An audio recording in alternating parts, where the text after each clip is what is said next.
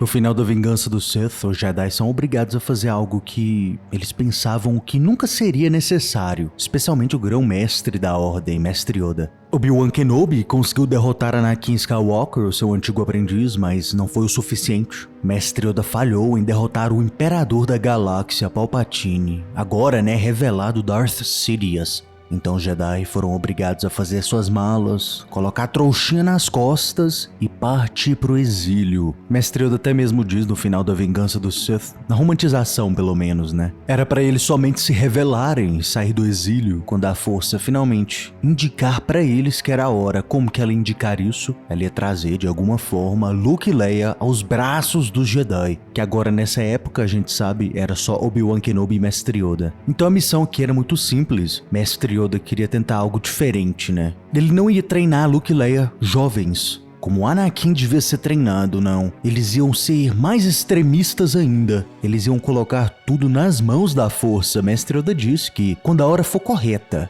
se é que vai ter essa hora correta, na hora da esperança, a força inevitavelmente vai trazer Luke ou Leia, um dos dois, aos braços dos Jedi. Enquanto isso não acontecesse, era pros dois, Obi-Wan e Mestre Yoda, ficar escondido, ficar em exílio, cabeça baixa, e deixar a galáxia começar a odiar o Império. Então aqui no final da Vingança do Sith, a gente tem um Mestre Yoda diferenciado. Ele mudou, ele avançou, melhorou. Ele faz basicamente o que devia ter sido feito desde o início, desde antes das Guerras Clônicas. Em vez de agir diretamente quando você se depara com um problema, você se acalma, dá um passo para trás, cruza as perninhas, fecha o olho, Faz aquela meditação Jedi. Ver realmente o que a força tá dizendo. Sentir o sabor das correntes da força. Esse tipo de coisa, infelizmente, foi feito tarde demais. E então a gente teve o que a gente teve. Jedi se escondendo, Jedi em exílio. Jedi vivendo como ratos. Obi-Wan viveu assim, como um rato. Se isolou em Tatooine, foi pro meio do deserto. E como a gente vê na trilogia original, Obi-Wan ficou até mesmo conhecido como um bruxo velho e maluco.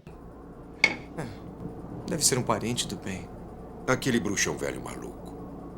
Esquisito, O cara vai pro exílio, ele vai pra lá pra se isolar, se esconder de todo mundo praticamente. E do nada, ele fica conhecido como o velho maluco. Essas 2 décadas de Obi-Wan Kenobi, tecnicamente 19 anos, Essas 2 décadas, Obi-Wan não ficou parado de forma alguma, ele conheceu muita gente, ele agiu, ele fez muita coisa, ele ajudou muita gente. O próprio Obi-Wan reconheceu esse problema na grande maioria das suas meditações. Ele comunicava isso para Qui-Gon Jinn. Ele via as pessoas, ele queria ajudar. Ele disse que era um instinto Jedi. Ele dizia que viver em Tatooine, viver isolado, era como viver com 2 personalidades. Ele tinha o Obi-Wan Kenobi, o nobre guerreiro, mestre Jedi. E agora ele tinha a sua segunda personalidade, o Ben Kenobi, o velho isolado que não faz praticamente nada, a não ser ficar escondido lá no meio do deserto. Obi-Wan diz pra Qui-Gon Jinn, não importa o quanto ele tentasse, ser aquele Ben Kenobi 100% era impossível. As coisas que a gente vê Obi-Wan fazer na série do Kenobi é somente uma fração do que Obi-Wan realmente fez em Tatooine. Tatooine é um planeta diferenciado.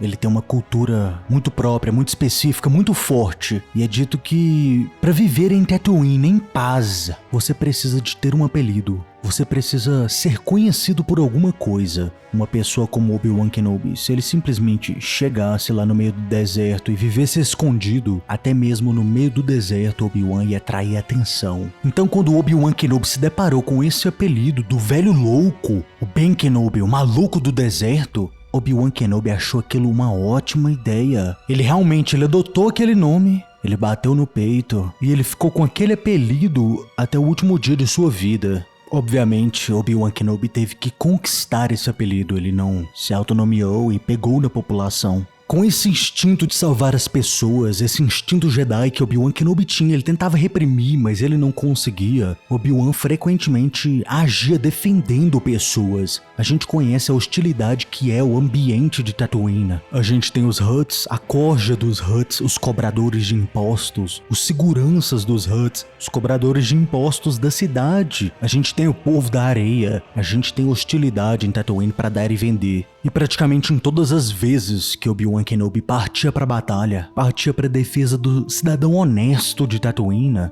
na maioria das vezes Obi-Wan Kenobi era visto indo em direção ao conflito praticamente desarmado. Obviamente a população não sabia dos seus poderes com a força, não sabia do seu sabre de luz escondido, mas para todo mundo que via de fora, sem conhecer esses detalhes de Obi-Wan Kenobi, achava aquilo uma insanidade. A gente tem até mesmo histórias de Obi-Wan Kenobi defendendo a população com extintor de incêndio. Durante uma invasão do Povo da Areia, uma loja que Obi-Wan frequentava em Tatooine, Obi-Wan partiu para a batalha, partiu para defender um cidadão com um extintor de incêndio. Todo mundo que viu de fora achou uma insanidade, mas na verdade Obi-Wan tinha usado um extintor para tampar as câmeras dentro do estabelecimento para assim poder sacar o seu sabre de luz. Obi-Wan, obviamente, depois disso ficou conhecido como o velho louco que leva o extintor pro meio da batalha. Ninguém sabia que ele usou o sabre de luz contra o Povo da Areia. Quando foi descoberto onde Obi-Wan realmente morava, no meio do deserto e não em uma cidade, nem mesmo um vilarejo, Obi-Wan se tornou um cara muito mais suspeito.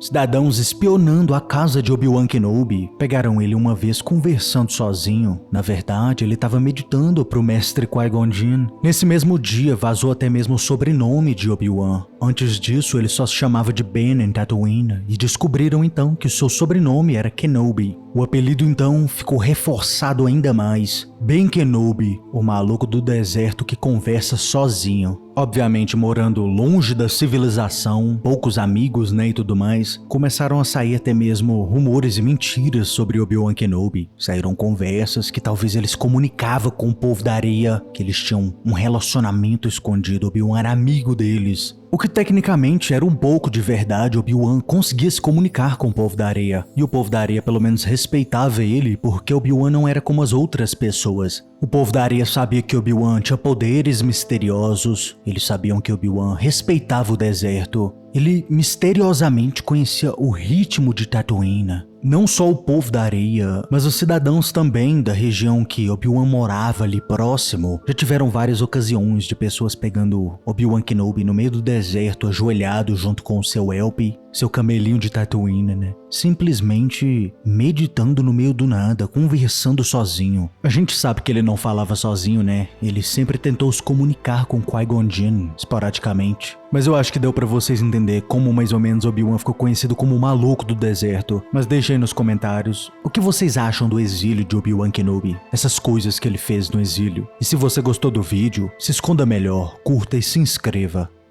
Caso contrário... Você está no conselho, mas não o consagramos mestre Jedi.